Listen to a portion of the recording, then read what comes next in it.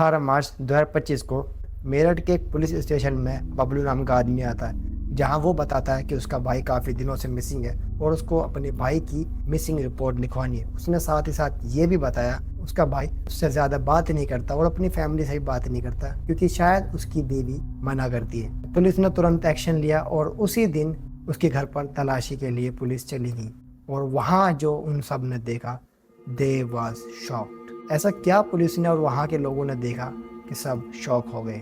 So today let's talk about the drum case of Saurabh and मुस्कान।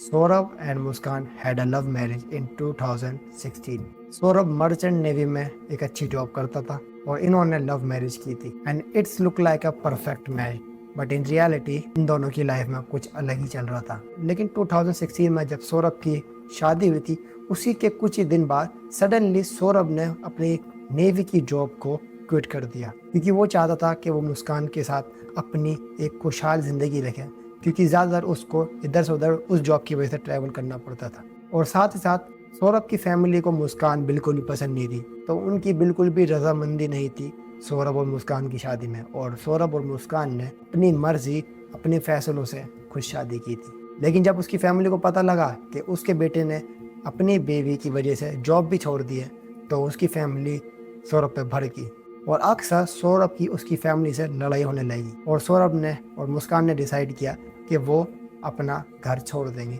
और कहीं और जाके रहेंगे। और ये दोनों अब मेरठ के एक रूम में किराए पर रहने लगे थे और सब कुछ सही चल रहा था। और फिर कुछ ही सालों बाद 2019 को सौरभ और मुस्कान की बेटी हुई, जहाँ सौरभ को लगा कि इतना कुछ उसने झेला, अपनी जॉब क्विट की, अपनी फैमिली से उसको लड़ना पड़ा, लेकिन जब उसने अपनी बेटी को देखा उसको लगा ये सब वर्थ इट था। लेकिन ये कहानी थी सौरभ की साइड की। Let's talk about the other side of, जिसमें मुस्कान को भी सौरभ से प्यार था।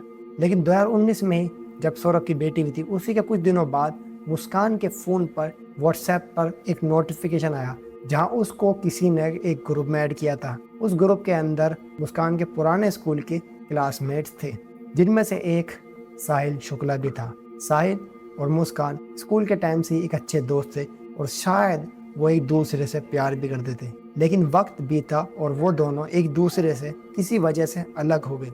लेकिन जब दोबारा मुस्कान ने उसको देखा, उन दोनों ने वापसी एक दूसरे से बात करने लगे और वो धीरे धीरे चुपके साहिल से मिलती भी थी। अब साहिल मुस्कान के घर पर भी आने लगा और ये सब जारी रहा। बट किसी तरीके से एक दिन सौरभ को ये बात पता लग गई। जब उसको पता लगता है कि उसकी बीवी उससे चीट कर रही है, नाराज नहीं हुआ और मुस्कान और सौरभ के बीच लड़ाई होने लगी और अक्सर उनकी लड़ाई होती रहती थी। And one day Saurabh decided to divorce her.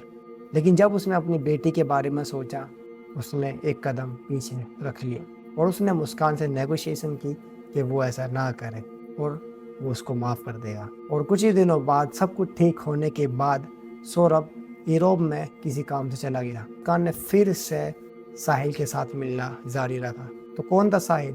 Let's talk about him. Sahil Shukla. Sahil को बचपन से ही नशे की लत थी और वो स्टार्टिंग से ही तंबाकू, शराब वगैरह, वीड वगैरह लेता रहता था और उसने ये लत अब मुस्कान को भी लगा दी थी। साहिल शुक्ला की माँ इस दुनिया में नहीं थी और वो अपनी दादी के साथ रहता था। और साहिल बहुत ही ज़्यादा ब्लैक मैजिक से ऑब्सेस था। उसका बिलीफ ब्लैक मैजिक में बहुत ही स्ट्रॉन्ग था।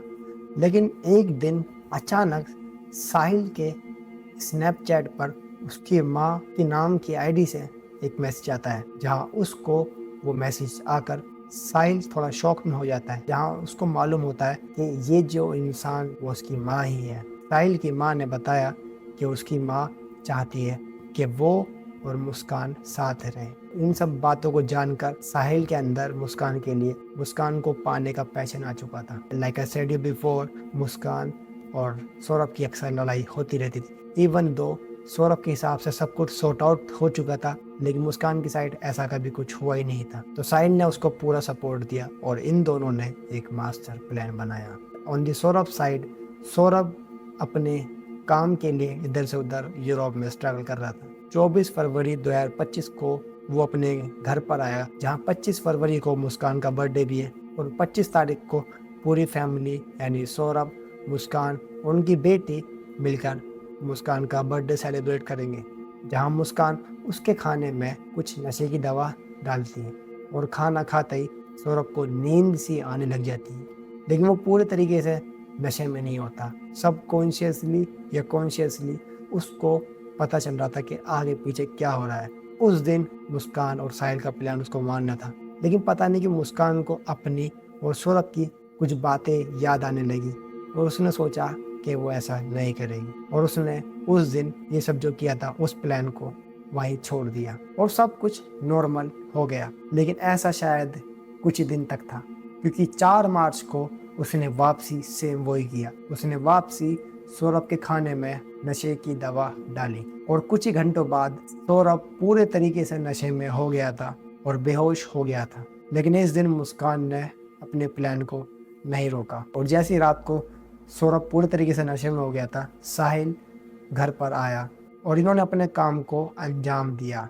और जिस तरीके से ब्रूटल तरीके से उन्होंने किया था, शायद मैं इतना बोल भी नहीं सकता। जहाँ उसी रात साहिल ने सौरभ के सर और हाथों को अलग किया और बाकी के शरीर को बाथरूम से इन्होंने मुस्कान के बेड स्टोरेज के अंदर रख दिया और ऊपर बेड शीट रखकर मुस्कान सो गई। साहिल ने सौरभ के सर और हाथ को अपने घर ले गया। There could be a possibility कि साहिल एक बहुत ज़्यादा स्ट्रॉन्ग बिलीवर था ब्लैक मैजिक में, तो शायद उसने कुछ ब्लैक मैजिक किया होगा, बट वी डोंट नो उस रात साहिल ने क्या किया था।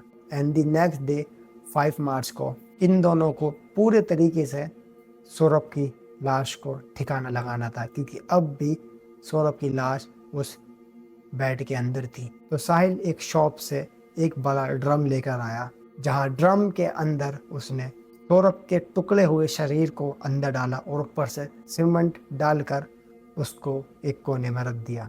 एक 29 इयर्स ओल्ड सक्सेसफुल इंसान को बिल्कुल भी भनक नहीं होगी कि शायद उसके साथ उसकी बीवी, जिसके लिए उसने अपनी फैमिली से लड़ाई की, उसका ये हश्र होगा। 5 मार्च मुस्कान ने डिसाइड किया कि वो अपनी बेटी को कुछ दिन के लिए नानी के घर पर छोड़ देगी और मुस्कान बताएगी अपनी मदर को कि उसको और सौरभ को कुछ वक्त अकेले साथ रहना है। और मुस्कान की मदर ने भी अपनी पोती को आने के लिए कह दिया। वेरस मुस्कान ने इतना कुछ किया था, अब उन्हें कुछ एक रिलीफ चाहिए था। मुस्कान ने और साहिल ने डिसाइड किया कि वो दोनों एक वेकेशन पे जाएंगे, तो वो अगले दिन ही हिमाचल में वेकेशन के लिए चले गए। और दूसरी साइड सौरभ की लाश वहीं पर उसी के कमरे में पड़ी थी। मुस्कान ने सौरभ के फ़ोन का पूरा एक्सेस ले लिया था, तो वो जहाँ घूमने जा रही थी तो वो इंस्टाग्राम पर स्टोरी वगैरह डाल रही थी, जहाँ किसी इंसान को शक नहीं हो और सबको लगे कि ये दोनों एक साथ खुश हैं। साथ ही साथ सौरभ के व्हाट्सएप पर उसके रिलेटिव, उसके फ्रेंड से बात कर रही थी, ताकि किसी को भी भनक नहीं हो कि वो उसने उसके पति को मारा है। तो काफ़ी दिनों से सौरभ की फैमिली ने नोटिस किया कि उसका बेटा मैसेज में तो बात कर रहा है, लेकिन कॉल करने पे वो कॉल एक्सेप्ट नहीं कर रहा। तो पहले इन्होंने इस चीज़ को ऐसे ही छोड़ दिया, लेकिन जब इतने दिन हो गए उनको लगा कि कुछ तो अजीब है। और 18 मार्च को सौरभ के भाई ने अपने भाई की मिसिंग कंप्लेंट कर दी और 18 तारीख को तुरंत पुलिस ने सौरभ के घर जाके चेक किया। नाउ जैसे पुलिस ने मुस्कान के घर पर दस्तक दी, पुलिस ने नोटिस किया कि मुस्कान की बॉडी लैंग्वेज में थोड़ा सा पैटर्न चेंज दिखाई दे रहा है, जहां वो थोड़ी काँप काँप के बोल रही और प्रॉपर तरीके से जवाब नहीं दे पा रही। तो पुलिस का शक थोड़ा और बढ़ गया और उसके साथ पुलिस को ये भी पता लगा कि मुस्कान की अक्सर सौरभ से लड़ाई भी होती थी, उसके पास रिलेशनशिप साहिल की वजह से। तो जब इन दो बातों का पुलिस को पता लगा, मुस्कान को अपने साथ ले गई, जहां पुलिस ने काफ़ी कोशिश की कि मुस्कान अपना मुंह खोल दे, लेकिन मुस्कान ने बिल्कुल भी मुंह नहीं खोला और वो वहां पर यही बोल रही थी कि वो उसने कोई गुनाह नहीं किया है। पुलिस की इतनी ज़्यादा कोशिश करने के बाद भी मुस्कान ने अपना मुंह नहीं खोला। एंड दैट मोमेंट पुलिस के पास कोई भी ठोस प्रूफ नहीं था, तो कुछ ही वक्त में पुलिस ने उसको छोड़ दिया और मुस्कान अपनी माँ के घर चली गई, जहाँ काफ़ी दिन तक तो मुस्कान शांत रही। लेकिन सडनली मुस्कान ने ये सब बातें अपनी माँ को बता दिया।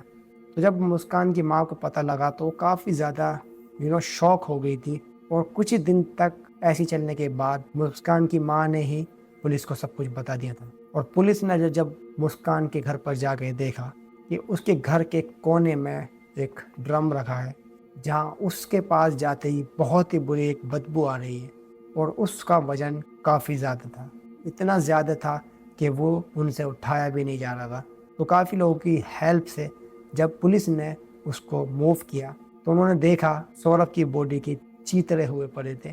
उनको पता लगा कि जहाँ उसकी बॉडी को इतनी बार काटा गया था कि पता नहीं चल रहा था कि ये बॉडी सौरभ की है।